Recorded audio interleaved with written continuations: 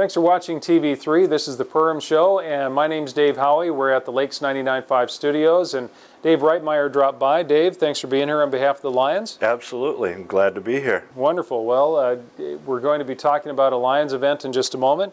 I know the Perham Lions are also involved with this year's Perham Turtle Fest. Just wanted to share again, want to mention it as often as we can, that Turtle Fest is coming up.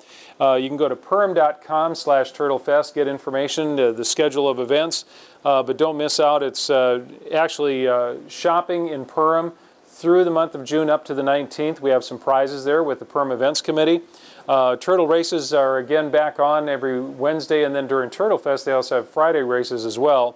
So again, a lot of prizes, lots of things happening, and we're going to be coming back to that in just a moment. But right now, Dave, we were going to share with the folks what's going on with the circus coming to town.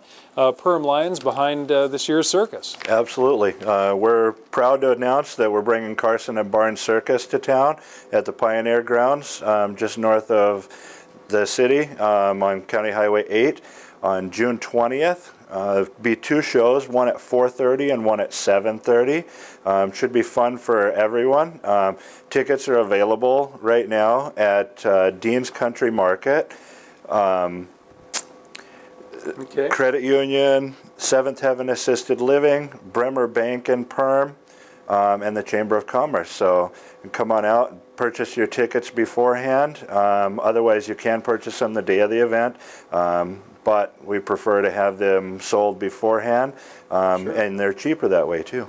Wonderful. Well, and again, I see here on your notes that any of the Perham Lion members also have tickets if you'd like to purchase from a Lion that you know. So again, that show, as we're repeating this, June 20th out at the Pioneer Festival area. And again, that's just north of town on County 8.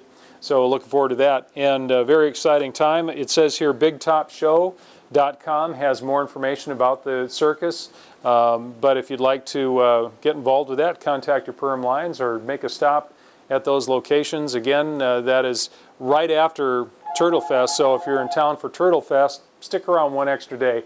Take the kids to the circus. It'll be a lot of fun.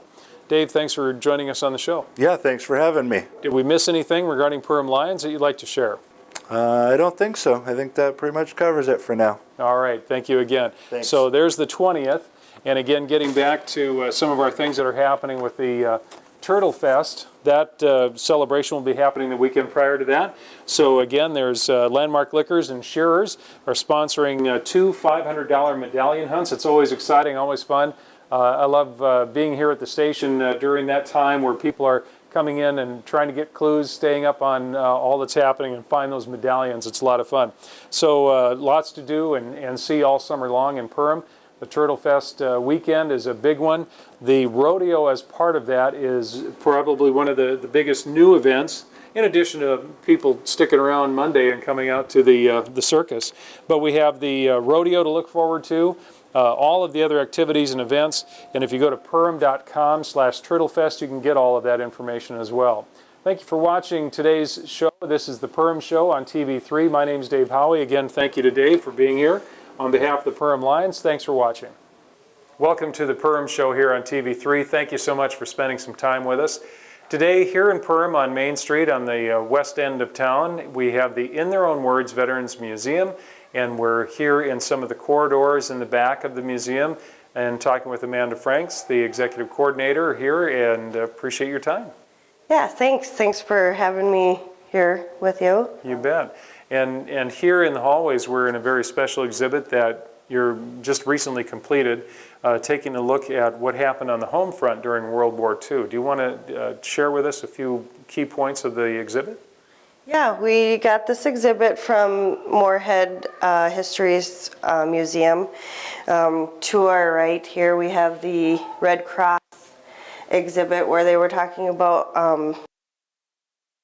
the things that, some of the training that the ladies had to go through to help the wounded. On the left-hand side here, one of the first things you see actually when you come through the museum, it talks about rationing. Gas was rationed.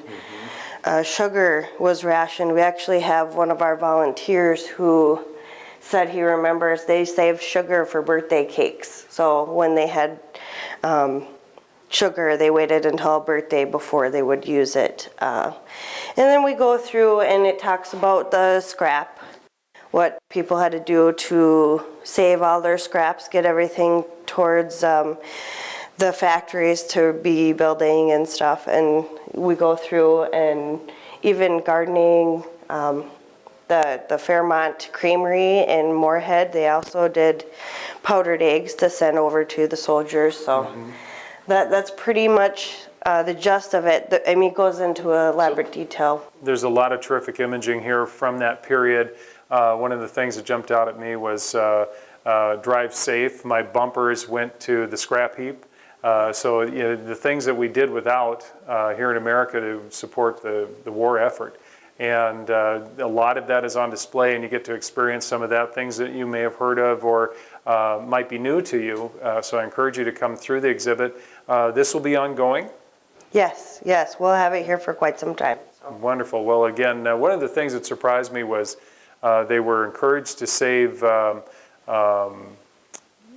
like bacon grease for explosives. Yeah, come and see why. Okay, So- all right, see the display. Yeah. So we go through a lot of different aspects of what was going on at home during World War II. There's notes here about government, what the government was encouraging. There's things of a lot of volunteerism that took place and what people were giving up to make sure that our soldiers had what they needed. You know, in our current conflicts, I was noting that I don't think we had that nearly that kind of experience. You know, unless you knew someone who was close to the battlefront or involved in the war directly in the Middle East, we did not go through that kind of preparation and conserving and things like that they did during World War II. Right, right. Anything else you want us to know about the display that's here at the ITO Museum? It's a huge display. It's a great display, and it's really fun sharing information about it's random conversations. You can just blurt out little blips of fun. So. Okay, and again, it takes up several corridors and rooms here at the In Their Own Words Veterans Museum. We're talking with Amanda Franks, if you're just joining us, and as a coordinator, also let us know. Are there things that are needed here at the museum? Is there any are you looking for volunteers or anything like that right now? Yeah, we are in great need of volunteers. Okay. And so what would someone do if they wanted to spend some time as a volunteer here at the museum?